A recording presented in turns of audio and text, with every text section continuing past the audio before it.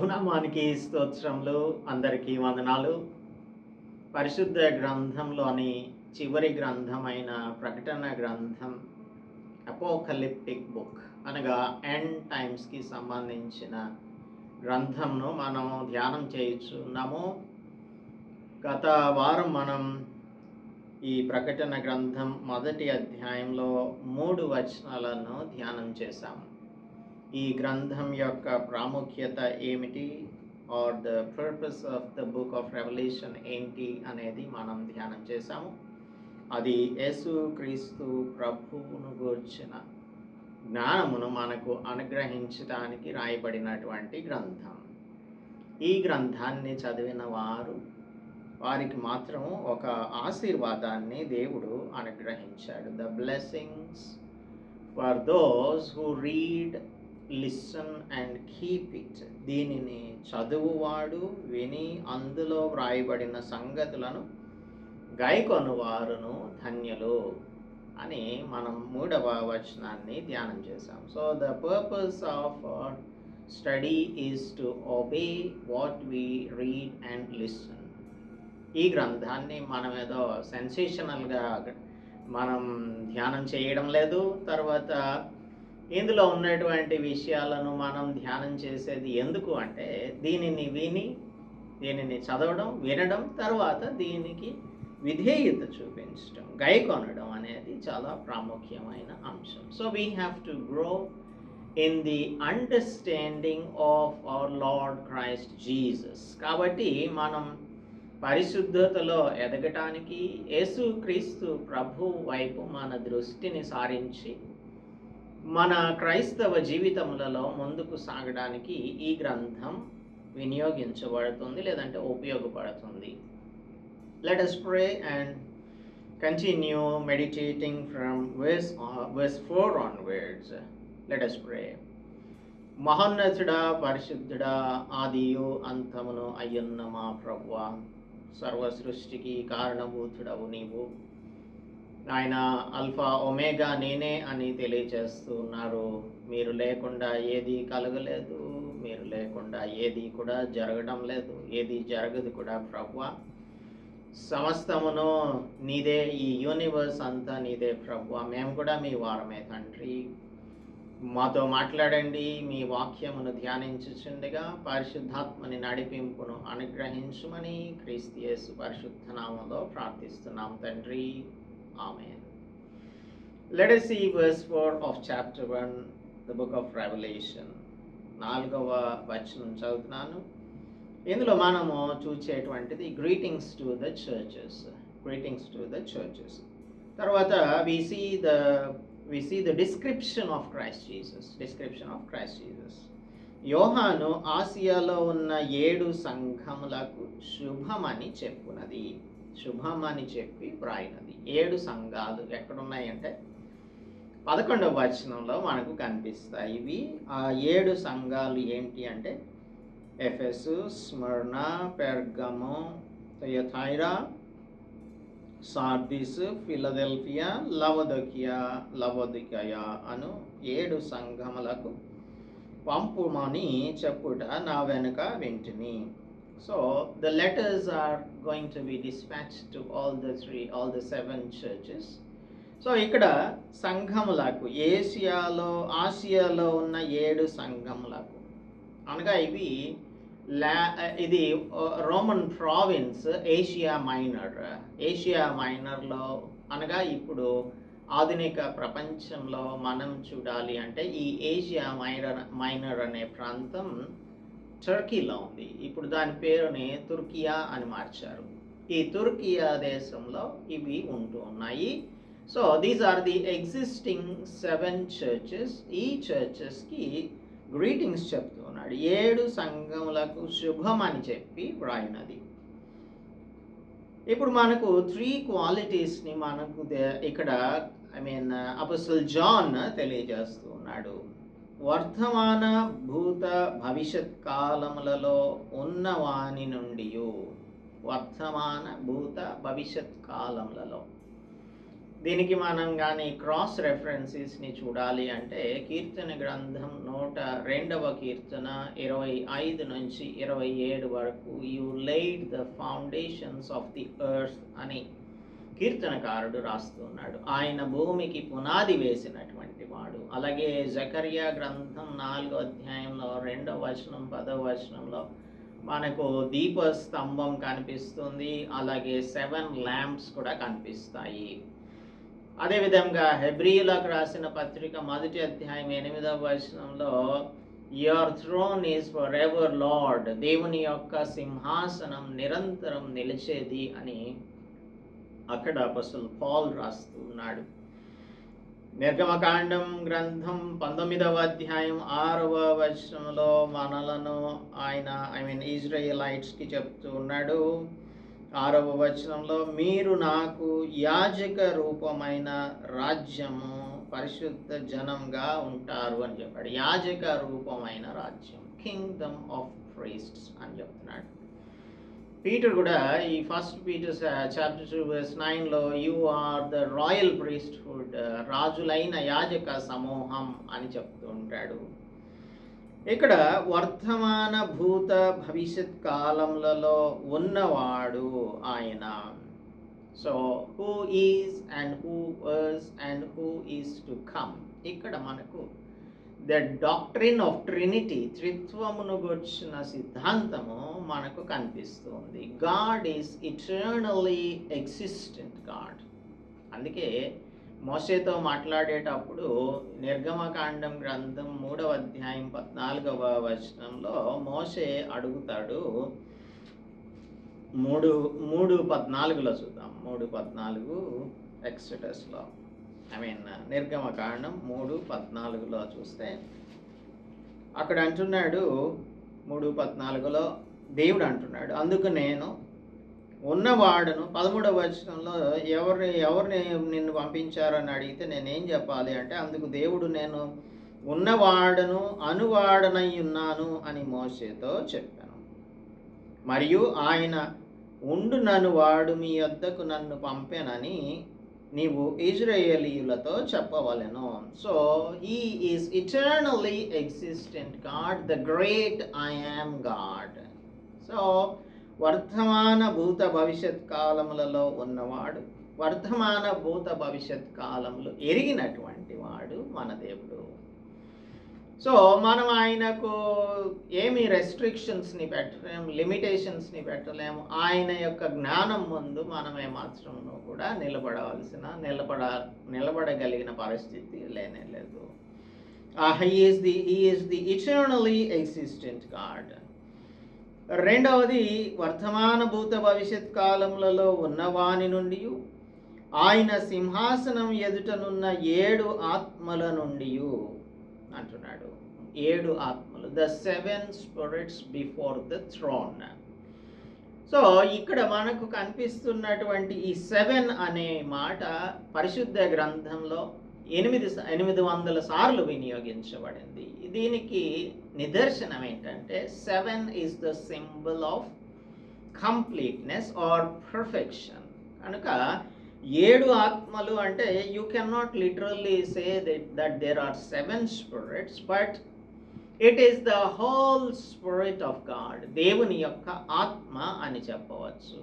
ఈ 1:4లో చూసినటువంటి దానిని ఇంకా కొన్ని చోట్ల మనం చూడగలుగుతాం ఇన్ డిఫరెంట్ స్టైల్స్. లైక్ 7 నక్షత్రాలు 7 ఆత్మలుగా అక్కడ కనిపిస్తాయి. 3వ అధ్యాయంలో 1వ వచనంలో సార్దీసులో ఉన్న సంఘపు దూతకు ఇలాగు వ్రాయము, 7 నక్షత్రములను దేవుని 7 ఆత్మలను గలవాడు చెప్పు సంగతులేమనగా అని అంటున్నాడు.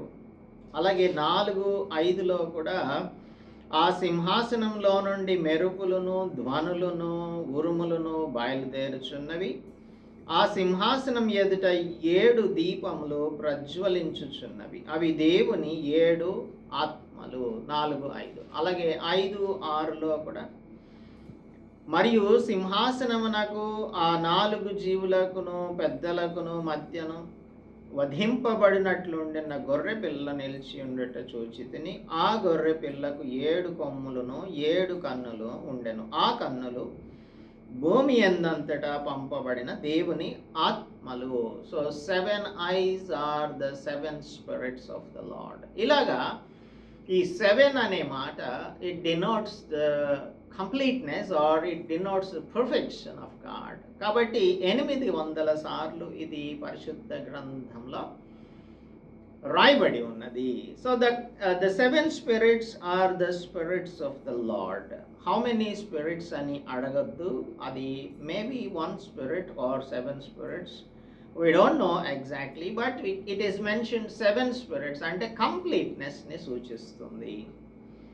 మొదటిది భూత వర్ధమాన భవిష్యత్ కాలంలో ఉన్నవాని నుండి, సింహాసనం ఎదుటనున్న 7 ఆత్మల నుండి అని అంటున్నాడు. So we see 3 things. One is 7 churches, 7 సంఘములు. తర్వాత వర్ధమాన భూత భవిష్యత్ కాలంలో ఉన్నవాని నుండి, ఆ తర్వాత దేవుని యొక్క ఆత్మలు అని చెప్తున్నాడు. 7 ఆత్మల నుండి రాస్తున్నటువంటి మాటలు ఇవి, శుభమని చెప్పి రాస్తున్న మాటలు. Now we see the description of Christ Jesus here.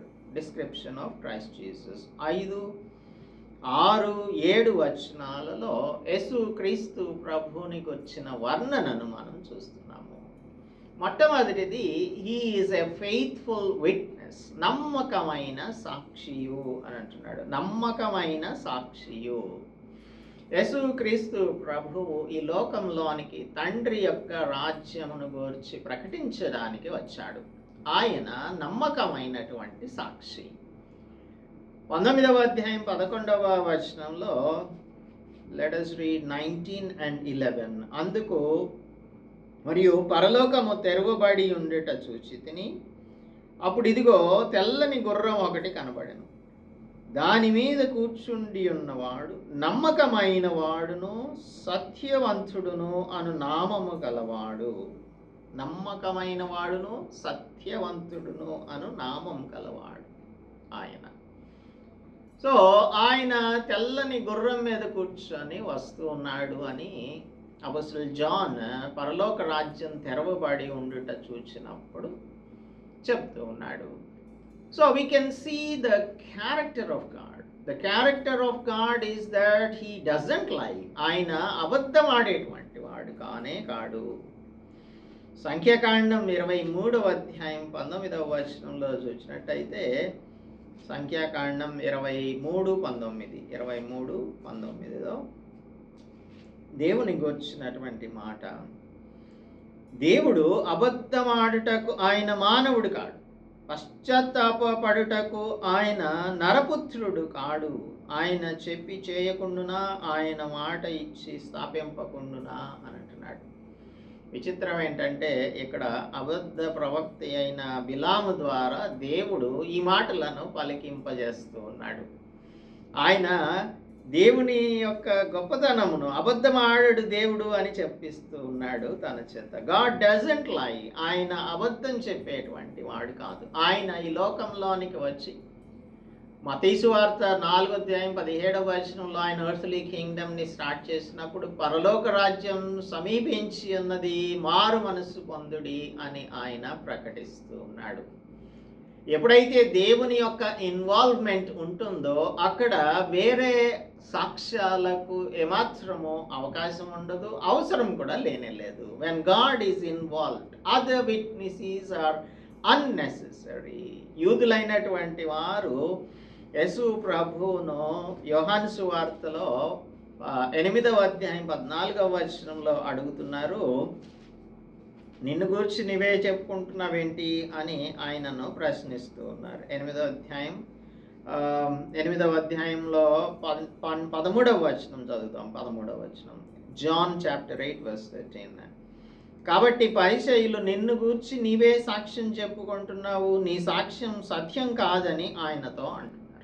నిన్ను గూర్చి నీవే సాక్ష్యం చెప్పుకుంటున్నావు, నీ సాక్ష్యం కరెక్ట్ కాదు అని అంటున్నారు. అప్పుడు యేసు ప్రభు అంటున్నారు, యేసు ప్రభు చెప్తున్నాడు చూడండి, నేను ఎక్కడి నుండి వచ్చితునో ఎక్కడికి వెళ్ళుదునో నేనెరుగుదును, కనుక నన్ను గూర్చి నేను సాక్ష్యం చెప్పుకొనినను, నా సాక్ష్యం సత్యమే. నేను ఎక్కడి నుండి వచ్చుచున్నానో, ఎక్కడికి వెళ్ళుచున్నానో మీరు ఎరుగరు. నా సాక్ష్యం సత్యమే. దేవుడు ఇన్వాల్వ్ అయినప్పుడు ఇతరుల యొక్క సాక్ష్యం మనకు అవసరం లేదు. హీ ప్రొవైడెడ్ ఎ విట్నెస్ అంటూ విట్నెస్ ఆఫ్ గాడ్ అంటూ మ్యాన్. యేసు ప్రభువే మన కోసం ఈ లోకంలోనికి శరీరధారిగా వచ్చాడు. యోహాను సువార్త 1:14 ఆ వాక్యం శరీరధారి అయి కృపా సత్య సంపూర్ణుడిగా మన మధ్య నివసించెను. తండ్రి వలన కలిగిన అద్వితీయ కుమారుని మహిమ వలె మనము ఆయన మహిమను కనుగొంటిమి. సో ఆయన ఈ లోకంలోనికి వచ్చాడు. ఆయన తండ్రిని గుర్చిన సాక్ష్యం ఇచ్చాడు. 18 ఎప్పుడైనను ఎవడైనను దేవుని చూడలేదు, తండ్రి రొమ్ముననున్న అద్వితీయ కుమారుడే ఆయనను బయలుపరచను. So when we see Christ Jesus, అందుకే ఫిలిప్ అడుగుతుంటే మాకు తండ్రిని కనపరచు అని అంటే, నన్ను చూస్తే మీరు తండ్రిని చూసినట్టే అని అంటున్నాడు. ఈ కాన్సెప్ట్ చాలా మందికి అర్థం కాదు. క్రైస్తవేతరులకు అసలు అర్థం కాదు. క్రైస్తవులకు కూడా అర్థం కాకుండా ఉండటానికి ఇదేమి మిస్టరీ కాదు. దేవుని యొక్క క్రియలు అనేవి అవి ఆయన జ్ఞానంతో చేసినటువంటివి. ఆయన జ్ఞానవంతుడు. ఆయన ఏదైనప్పటికీ కూడా జ్ఞానమును కనపరిచేటువంటి వాడు. సో ఆయన జ్ఞానం ముందర మన జ్ఞానం ఎంతటిది, ఏపాటిది? సో ఇప్పుడు మనం త్రిత్వమై ఉన్న దేవుడు అంటున్నాం, తండ్రి, కుమార, పరిశుద్ధాత్మ దేవుడు అని అంటున్నాము. మళ్ళీ ట్రినిటీ, ద హోలీ ట్రినిటీ, అందరూ తండ్రి నేను ఏకమై ఉన్నాము అని యేసు ప్రభు చెప్తున్నాడు. ఇదంతా కూడా విచిత్రంగా అనిపిస్తుంది, కానీ that is what he is. అది దేవునికే సాధ్యమవుతుంది, మనుషులకు సాధ్యం కాదు. మనం ఏం చేస్తామంటే హ్యూమన్ యాంగిల్లో నుంచి విషయాలను అర్థం చేసుకోవడానికి ప్రయత్నిస్తాము. మనకు ఒక లిమిటెడ్ స్పియర్ ఉంటుంది. ఆ స్పియర్లో నుంచి మాత్రమే మనం దేవుని విషయాలను కూడా అర్థం చేసుకోవడానికి ప్రయత్నం చేస్తాం. కానీ దేవుడు మనకు బయలుపరిచేటువంటి విషయాలు ఎంతవరకు బయలుపరుచుతున్నాడో దానిని మనం తెలుసుకోవడం అనేది మనకున్నటువంటి భాగం అంతే. ఇంకా అనవసరమైన విషయాలన్నిటినీ కూడా ఆలోచించకుండా మనం చేయాల్సింది ఏంటంటే, మన పరలోక రాజ్యంలోకి వెళ్ళిన తర్వాత అంతా కూడా క్రిస్టల్ క్లియర్గా అర్థమైపోతాయి. ఒకవేళ ఇప్పుడు ఏమి అర్థం కాకపోయినా పర్వాలేదు అని అనుకోవాలి. So the Lord himself has come down. Yesu Kristu ప్రభు ఈ లోకంలోనికి వచ్చాడు. తండ్రిని గూర్చి సాక్ష్యం ఇస్తూ ఉన్నాడు. ఆయన యొక్క సాక్ష్యం చాలా ప్రాముఖ్యమైనది, అది నమ్మకమైనది. అందుకే ఆయన నమ్మకమైన సాక్షి అంటున్నాడు. నమ్మకమైన సాక్షియు. కొలసీలకు రాసిన పత్రిక 1:15 అపోస్తలుడు పౌలు చెప్తున్నటువంటి మాటను చదువుతాము. Colossians chapter 1:15. Colossians chapter 1:15. ఆయన అదృశ్య దేవుని స్వరూపి అయి, అనగా ఇన్విజిబుల్ గాడ్ యొక్క స్వరూపంగా ఉండి సర్వ సృష్టికి ఆది సంభూతుడై ఉన్నాడు. This talks about the pre eminence of Christ Jesus. ఆయన సర్వ సృష్టికి ఆది సంభూతుడై ఉన్నాడు. కనుక ఆకాశమందున్నవి, భూమి అందున్నవి, దృశ్యమైనవి, అదృశ్యమైనవి, సింహాసనములు, ప్రభుత్వములు, ప్రధానులు, అధికారులు సర్వము కూడా ఆయన యందు సృజించబడ్డాయి. సర్వమును ఆయన ద్వారాను ఆయనను బట్టి సృజింపబడెను. ఆయన అన్నిటికంటే ముందుగా ఉన్నవాడు, ఆయనే సమస్తమునకు ఆధారభూతుడు. ఇంతకు మించి ఇంకా మనం ఏం చెప్పగలుగుతాము? Very clear explanation is given by apostle Paul. అంతా కూడా ఆయనే. ఆయన లేకుండా ఏది కూడా లేనే లేదు. సృష్టి ఆరంభం నుంచి ఆయన ఉన్నవాడు. అదే సృష్టి యొక్క అంతం ఏమవబోతోందో అప్పుడు కూడా నేనే ఉన్నవాడును అని యేసు ప్రభువును గురించి ప్రకటన గ్రంథం తెలియజేస్తుంది. ఒకవేళ అభ్యంతరాలు ఏమైనా ఉన్నట్టయితే ఈ వాక్య భాగాలు మనకు చాలా స్పష్టంగా తెలియజేస్తున్నాయి. He is the image of the invisible God, the first Born of all creation. Next మనం చూస్తాం, I'm the alpha and the omega అని చెప్తూ ఉంటాడు. సో మనకు యేసుక్రీస్తు ప్రభువు దేవుని యొద్ద నుంచి సాక్ష్యం తీసుకొని వచ్చి ఉన్నాడు. మొదటి యోహాను పత్రిక 1వ అధ్యాయం 12వ వచనం చూసినట్టయితే, మొదటి యోహాను పత్రిక 1వ అధ్యాయం 2వ వచనం చూద్దాం. 2వ వచనం, ఆ జీవం ప్రత్యక్షమాయను. ఎవరు? యేసు ప్రభు. జీవవాక్యమును గూర్చినది ఆది నుండి ఏది ఉండెనో. He is existing from the beginning of the creation అని చెప్తున్నాడు. ఆ జీవం ప్రత్యక్షమైనది. ఆ జీవంను గూర్చి మేము తెలియజేస్తున్నాము, మేము సాక్షులంగా ఉన్నాము అని అంటున్నాడు. సో సాక్ష్యం చెప్పవలసిన అవసరం, వేరే సాక్ష్యం చూసుకోవాల్సిన అవసరం ఏమాత్రం కూడా లేనే లేదు. ఆయన నమ్మకమైన సాక్షి. నంబర్ 1, యేసుక్రీస్తు ప్రభువును గురించిన డిస్క్రిప్షన్ని మనం చూస్తున్నాము. మొట్టమొదటిగా ఆయన నమ్మకమైన సాక్షి. రెండవది, మృతులలో నుండి ఆది సంభూతుడిగా లేచినవాడు. మృతులలో నుండి ఆది సంభూతుడిగా లేచినవాడు. ఆయనకు అన్నింటిలో ప్రాముఖ్యం కలిగే నిమిత్తం ఆయన ఆది అయ్యుండి మృతులలో నుండి లేచుటలో ఆది సంభూతుడాయను అని ఇక్కడ కొలసీలకు రాస్తూనే 1వ అధ్యాయం 18వ వచనంలో చెప్తూ ఉన్నాడు అపోస్తలుడు పౌలు. ఇందాక మనం 15వ వచనం చదువుకున్నాము. కొలెషన్స్ చాప్టర్ 1 వర్స్ 18 చూసినట్టయితే, వర్స్ 18, సంఘమునకు శరీరమునకు ఆయనే శిరస్సు, ఆయనకు అన్నిటిలో ప్రాముఖ్యం కలుగు నిమిత్తం ఆయన ఆది అయ్యుండి మృతులలో నుండి లేచుటలో ఆది సంభూతుడాయను. ఆది సంభూతుడాయను.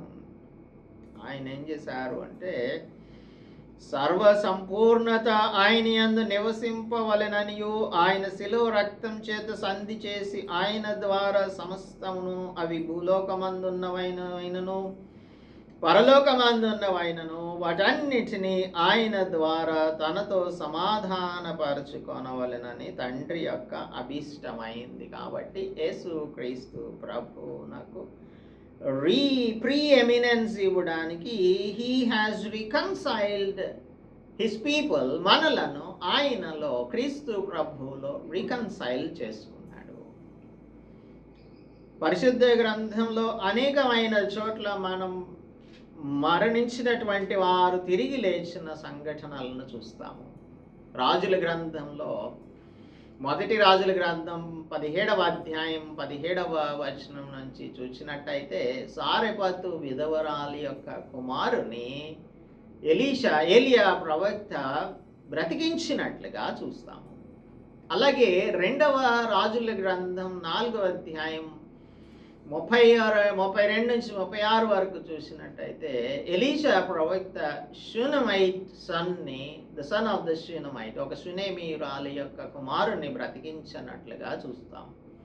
అలాగే 2వ రాజుల గ్రంథంలోనే 13వ అధ్యాయంలో ఎలీషా ప్రవక్త చనిపోయిన తర్వాత ఆయన సమాధి చేయబడ్డాడు. సమాధి చేయబడినప్పుడు కొందరు ఏం చేశారంటే, ఒక వ్యక్తిని తీసుకొని వచ్చి ఆ సమాధిలో పాతిపెట్టినప్పుడు ఎలీషా ప్రవక్త యొక్క శల్యములు అనగా తన బోన్స్కి ఈ బాడీ వెళ్ళి తగిలినప్పుడు ఆ చిన్నవాడు, పడుచువాడు లేచి కూర్చున్నాడు, బ్రతికాడు.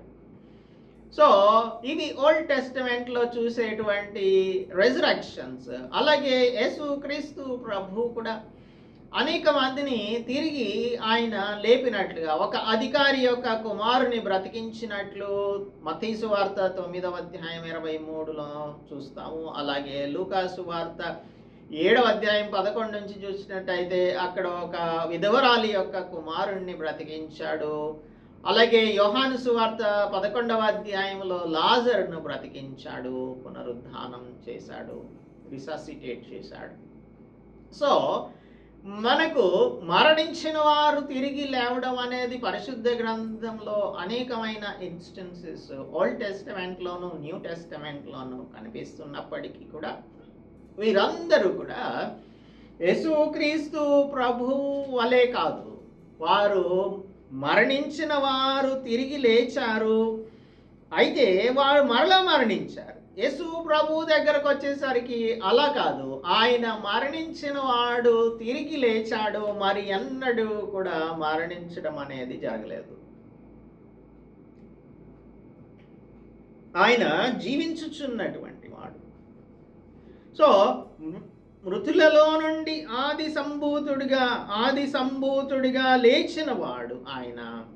So these are all the people who were raised. The people who were raised were dead again. వాళ్ళు మరలా మరణించారు. అయితే రోమాపత్రిక 6వ అధ్యాయం 9వ వచనం చెప్తుంది చూడండి. Romans chapter 6 verse 9. Romans chapter 6 verse 9. మనం క్రీస్తుతో కూడా చనిపోయిన ఎడల మృతులలో నుండి లేచిన క్రీస్తు ఇకను చనిపోడనియు, మృతులలో నుంచి లేచిన క్రీస్తు ఇకను చనిపోడనియు, మరణమునకు ఇక ఆయన మీద ప్రభుత్వం లేదనియు ఎరిగి ఆయనతో కూడా జీవించుదుము అని నమ్ముచున్నాము. ఆయన చనిపోడు ఇక మరలా. ఒక్కసారి మాత్రమే చనిపోయాడు, ఆయన తిరిగి లేచాడు. మనకి ఫస్ట్ ఫ్రూట్స్గా ఆయన ప్రథమ ఫలముగా యేసు క్రీస్తు ప్రభువును దేవుడు లేపాడు అనే విషయాన్ని కొరింథీయులకు రాస్తూ మొదటి పత్రిక 15వ అధ్యాయంలో అపోస్తలుడు పౌలు చెప్తూ ఉన్నాడు. 15:20 చూసినట్టయితే, ఇప్పుడైతే నిద్రించిన వారిలో ప్రథమ ఫలముగా క్రీస్తు మృతులలో నుండి లేపబడి ఉన్నాడు. మనుష్యుని ద్వారా మరణం వచ్చను గనుక మనుష్యుని ద్వారానే మృతుల పునరుద్ధానమును కలిగెను. సో యేసు క్రీస్తు ప్రభువు ప్రథమ ఫలముగా మరణించి తిరిగి లేచాడు. He will not die again. మీరు జీవాధిపతిని చంపితిరి అని, జీవాధిపతిని మీరు చంపారు అని ఈ యాక్ట్స్ చాప్టర్ 3లో అపోస్టల్స్ యొక్క ప్రసంగంలో చెప్తూ ఉన్నాడు పీటర్. చూడండి, మీరు జీవాధిపతిని చంపితిరి, కానీ దేవుడు ఆయనను మృతులలో నుండి లేపెను, అందుకు మేము సాక్షులము. ఆయన నామమందలి విశ్వాస మూలముగా ఆయన నామమే మీరు చూచి ఎరిగి ఉన్న వీనిని బలపరచను అని అక్కడ చేసినటువంటి స్వస్థత కార్యమును గురించి యూదులైనటువంటి వారు ప్రశ్నిస్తూ ఉంటే చెప్తున్నాడు. అయితే అది వేరే విషయం అనుకోండి.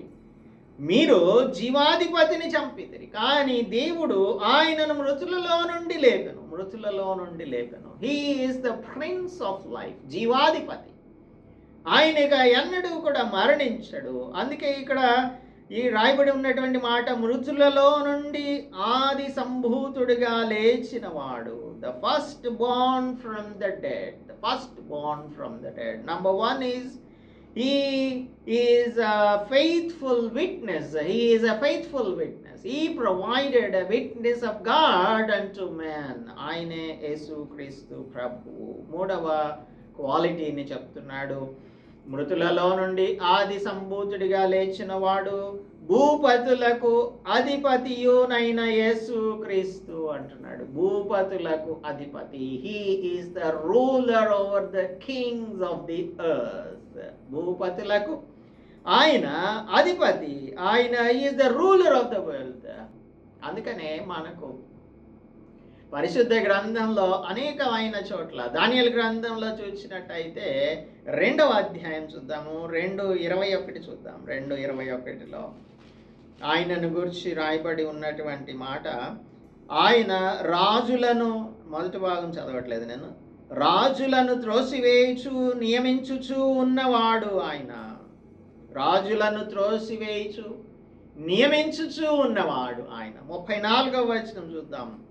మరియు చేతి సహాయం లేక తీయబడిన ఒక రాయి ఇనుమును మట్టియు కలిసిన ఆ ప్రతిమ యొక్క పాదముల మీద పడి దాని పాదములను తుత్తునీలుగా విరగగొట్టినట్టు తమకు కనబడెను.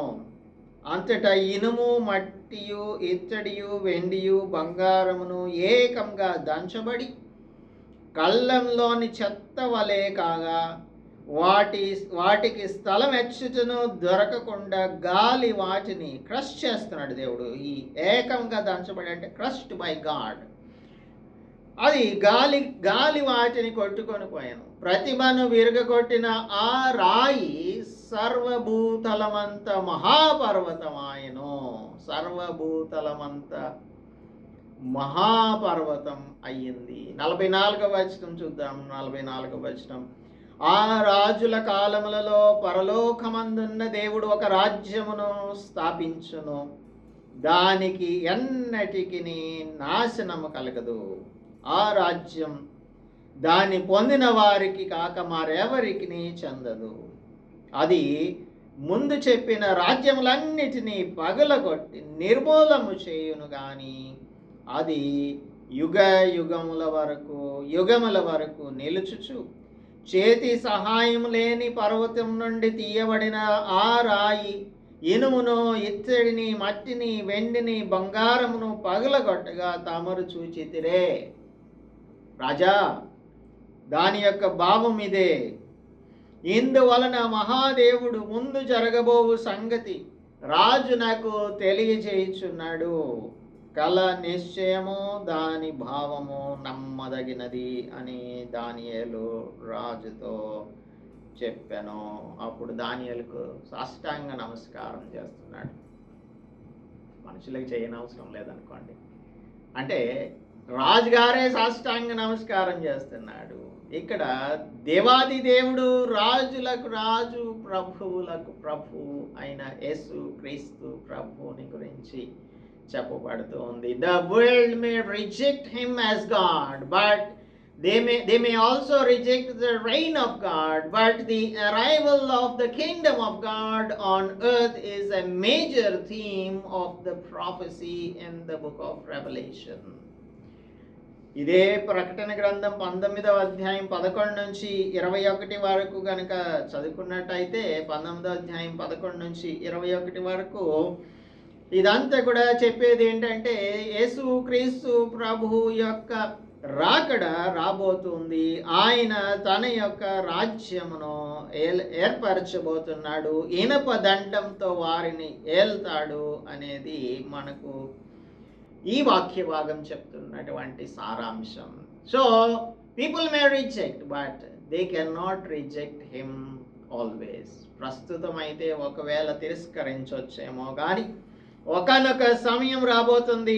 ఆ సమయాన ప్రతి ఒక్కరూ కూడా ఆయనే ప్రభు అని ఒప్పుకోవలసినటువంటి సమయం రాబోతుంది.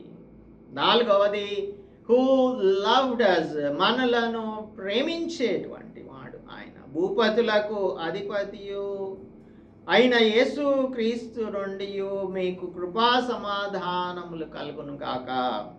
మనలను ప్రేమించుచు తన రక్తం వలన మన పాపముల నుండి మనలను విడిపించిన వానికి మహిమయు ప్రభావమును యుగములను కలుగును గాక. ఆమేన్. 6వ వచనం చదివాను. మనలను ప్రేమించిన వాడు దేవుడు లోకమును ఎంతో ప్రేమించను కాగా ఆయన తన అద్వితీయ కుమారునిగా పుట్టిన వాని యందు విశ్వాసముంచు ప్రతివాడును నశింపక నిత్య జీవం పొందునట్లు ఆయనను మన కొరకు అనుగ్రహించాడు. So see the manifestation of the love of God.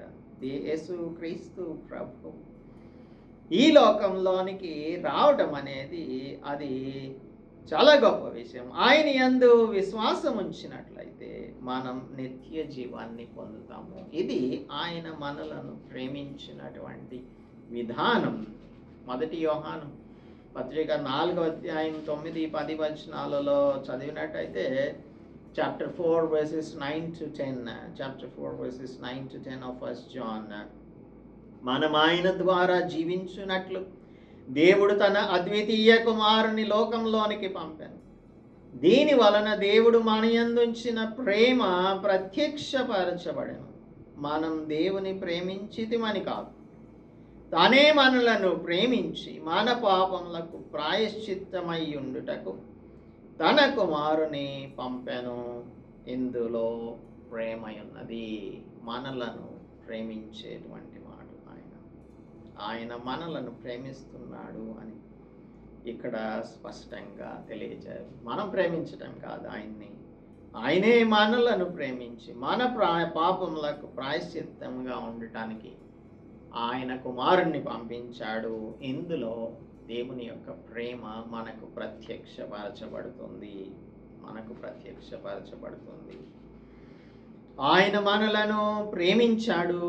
తన రక్తం వలన మన పాపముల నుండి మనలను విడిపించాడు. He washed us in his blood. తన రక్తం వలన మన పాపముల నుండి మనలను విడిపించాడు. Not through the blood of goats or cows. గొడ్ల యొక్కయు ఎద్దుల యొక్కయు రక్తం కాదు, మేకల యొక్క రక్తం కాదు, కానీ ఆయన కుమారుడైన యేసు క్రీస్తు ప్రభువు రక్తం ద్వారానే మనలను ఆయన రక్షించాడు అని హెబ్రీయులకు రాస్తూ 9వ అధ్యాయం 12వ వచనంలో అపొస్తలుడు పౌలు చెప్తూ ఉన్నాడు. మేకల యొక్కయు గొడ్డల యొక్కయు రక్తముతో కాక తన స్వరక్తంతో ఒక్కసారే పరిశుద్ధ స్థలములో ప్రవేశించను. ఎలయనగా మేకల యొక్కయు ఎడ్ల యొక్కయు రక్తము మైలపడిన వారి మీద ఆవు దూడ బూడిద చల్లుటయు శరీర శుద్ధి కలుగునట్లు వారిని పరిశుద్ధపరిచిన ఎడల నిత్యుడగు ఆత్మ ద్వారా తన్ను తాను దేవునికి నిర్దోషిగా అర్పించుకొనిన క్రీస్తు యొక్క రక్తం నిర్జీవ క్రియలను విడిచి జీవము గల దేవుని సేవించుటకు మీ మనస్సాక్షికి ఎంతో ఎక్కువగా శుద్ధి చేయను. Through the blood of Christ Jesus. అందుకే పేతురు పత్రికలో పేతురు ఏం రాస్తున్నాడు? మొదటి పేతురు పత్రిక 1వ అధ్యాయం 18వ వచనంలో చెప్తూ ఉన్నాడు, మీరు వెండి బంగారముల వంటి క్షయమైన వస్తువుల చేత విమోచింపబడలేదు, కానీ అమూల్యమైన రక్తం చేత, అనగా నిర్దోషమును నిష్కలంకమును అగు గొర్రెపిల్ల వంటి క్రీస్తు రక్తం చేత విమోచించబడితిరని మీరెరుగుదురు కదా. ప్రకటన గ్రంథం 5వ అధ్యాయం 9వ వచనం చెప్తుంది, 5:9 చెప్తుంది చూడండి. నీవు ఆ గ్రంథమును తీసుకొని దాని ముద్రలను విప్పుటకు యోగ్యుడవు. నీవు వధింపబడిన వాడవై నీ రక్తమిచ్చి ప్రతి వంశంలోనూ ఆయా భాషలు మాట్లాడు వారిలోనూ ప్రతి ప్రజలోనూ ప్రతి జనములోనూ దేవుని కొరకు మనుష్యులను కొని మా దేవునికి వారిని ఒక రాజ్యంగాను యాజకులను గాను చేసితివి కనుక వారు భూలోకమందు ఏలుదురని క్రొత్త మాట పాడుతున్నారు. సో యేసు క్రీస్తు ప్రభువు తన యొక్క స్వరక్తమిచ్చి ప్రతి వంశంలో ఆయా భాషలు మాట్లాడు వారిలో ప్రజలలో ప్రతి జనములలో కూడా అందరినీ కూడా ఆయన ఒక రాజ్యంగా యాజకులుగా తయారు చేశారు, ఏర్పరచుకున్నాడు. ఎందుకు రక్తం అంటే there is life in the flesh, there is life in the blood. ప్రతి మానవుని యొక్క శరీరంలో ఆ రక్తంలోనే ప్రాణం ఉంటుంది అనేది లేవియకాండం 17:11 చెప్తూ ఉంది. ఇంకా మనం అడగాలి అంటే ఏంటి ఇలాగా ఎందుకు రక్తం చిందించబడాలా అంటే, maybe if it is kept a secret, all the secret things belong to the Lord అని Deuteronomy 29:29 చెప్తుంది. ద్వితీయోపదేశకాండం 29:29. సో మనం ఈ సీక్రెట్ థింగ్స్ని తెలుసుకోవాలని అనుకోవడం అనేది ఎంతవరకు సబబు అనేది మనం ప్రశ్నించుకోవాలి. నెక్స్ట్ చూద్దాము. ప్రకటన గ్రంథం 1వ అధ్యాయం 6వ వచనంలో మేకింగ్ అస్ ప్రీస్ట్స్, తండ్రి యగు దేవునికి ఒక రాజ్యంగాను యాజకులను గాను చేశాడు అని ఇప్పుడే మనం చదువుకున్నాం కదా ప్రకటన గ్రంథంలో 5వ అధ్యాయం 9వ వచనంలో.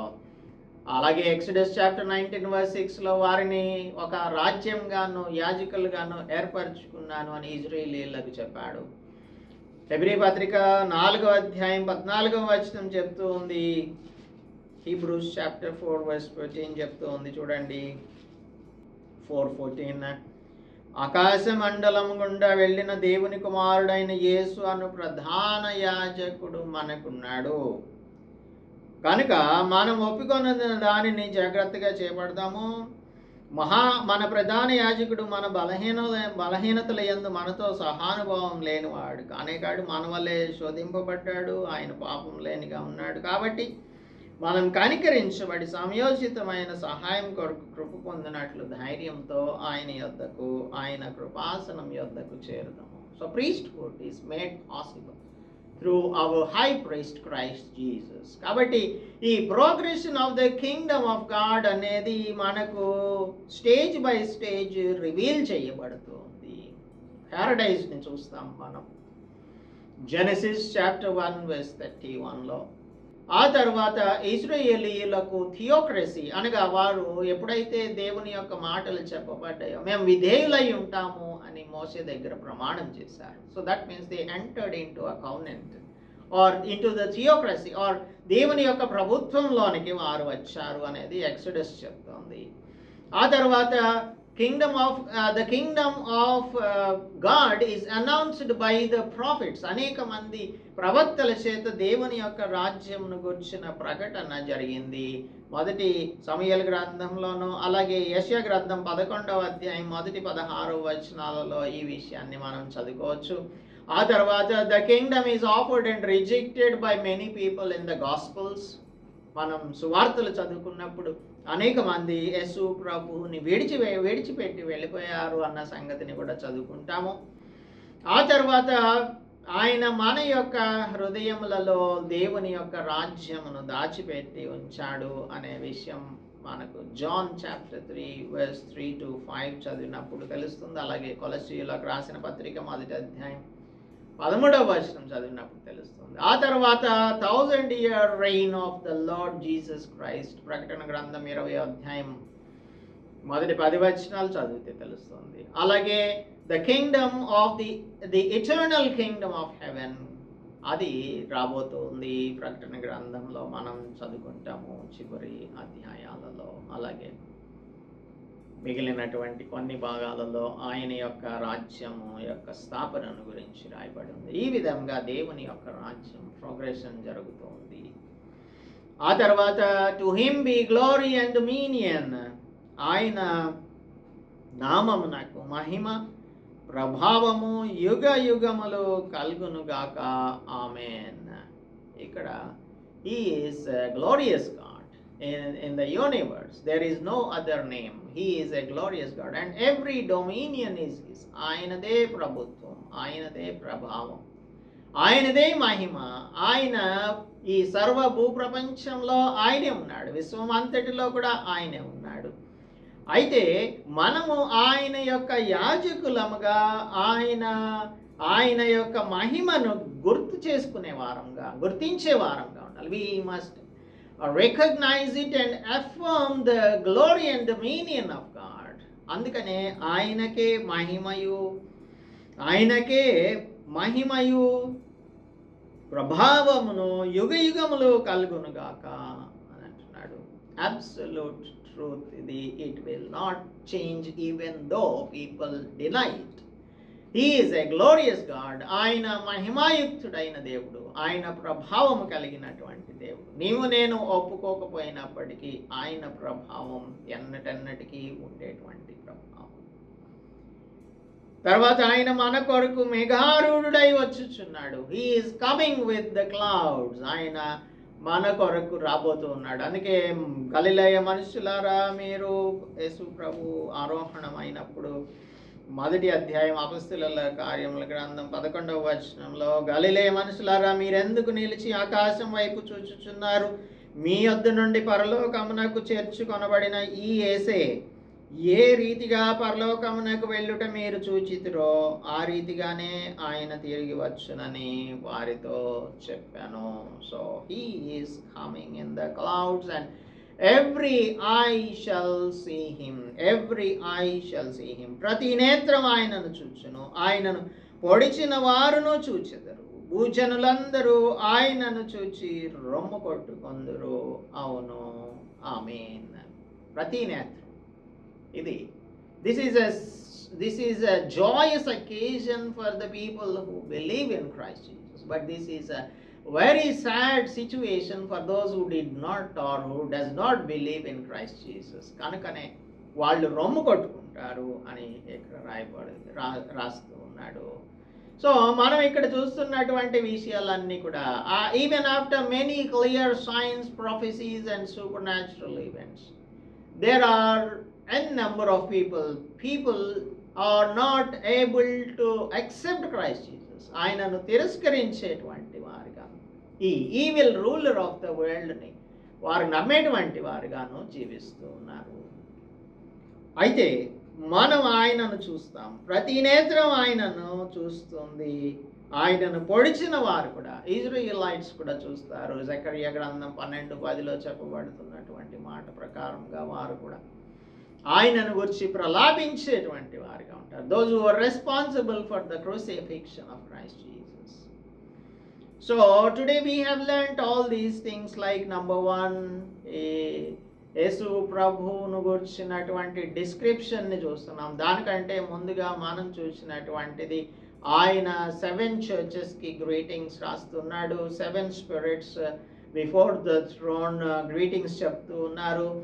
వర్తమాన భూత భవిష్యత్ కాలంలో ఉండేది ఆయనే అని తెలియచేస్తూ ఉన్నారు. తర్వాత యేసు క్రీస్తు ప్రభువు నమ్మకమైన సాక్షి, ఆయన తండ్రిని గుర్చిన సాక్ష్యం ఇచ్చాడు. మృతులలో నుండి ఆయన ఆది సంభూతుడిగా లేచాడు, first Born of the dead. ఆయన ప్రథమ ఫలముగా మొట్టమొదటిగా మన కొరకు మరణంను జయించి తిరిగి లేచాడు.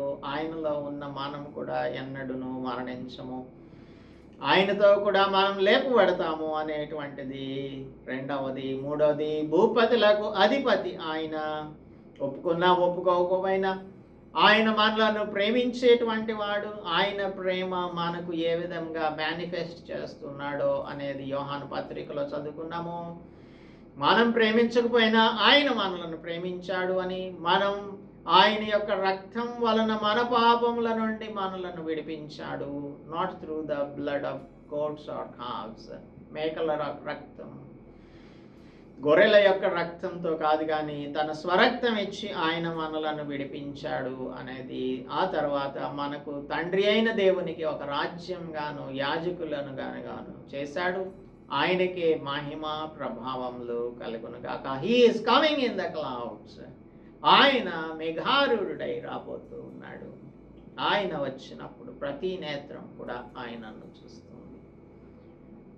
అయితే ఆయన నమ్ముకున్న వారికి సంతోషకరమైనటువంటి సందర్భం అది. ఆయనను నమ్మని వారికి అది విచారకరమైనటువంటి సంఘటన. We will continue from verse 8 onwards later. Let us pray. పరిశుద్ధుడా, మా ప్రియ ప్రభువా, మా రక్షక, ఆది అంతము అయ్యున్న దేవుడవు, అల్ఫా ఒమేగా అయిన దేవుడవు నీవే ప్రభువా. మీరు లేకుండా ఏది కూడా కలగలేదు. మీరు నాయన సమస్తమును చేసినటువంటి వాడవు తండ్రి. నిన్న నేడు నిరంతరం ఏకరీతిగా ఉన్నవాడవు. యుగ యుగములకు మహిమా ప్రభావములు నీకే చెందుతాయి ప్రభువా. నాయన మేము మీ యాజకులముగా మీ గ్లోరీని, మీ డొమినియన్ని గుర్తు చేసుకునే వారంగా ఉండునట్లు మాకు సహాయం చేయండి. ఈ ప్రవచన వాక్యములను చదివి విని వాటిని గైకొను వాడు ధన్యుడు అని మీ వాక్యం చెప్తుంది. ప్రతి నేత్రము ఆయనను చూస్తుంది. ఆయన మేఘారూఢుడై రాబోతున్నాడు అని మీ వాక్యం చెప్తుంది. మీరు మీ కుమారుడైన యేసుక్రీస్తు మేఘారూఢుడై వచ్చినప్పుడు మేమందరం కూడా ఆయనను చూచి ఆనందించేటువంటి వారంగా, ఆయనతో కూడా యుగ యుగములు జీవించడానికి కొనుకోబడే వారంగా ఉండునట్లు మాకు ప్రియులకు సహాయమును అనుగ్రహించమని క్రీస్తు యేసు పరిశుద్ధ నామములో ప్రార్థిస్తున్నాము తండ్రి. ఆమేన్. దేవుని నామానికి స్తోత్రములు. అందరికీ వందనాలు. మన తండ్రి అయిన దేవుని యొక్క ప్రేమ, ప్రభు అయిన యేసుక్రీస్తు కృప, పరిశుద్ధాత్మ నిత్య సహవాసం ఎప్పుడు ఎల్లప్పుడూ మీకు తోడై ఉండును గాక. ఆమేన్.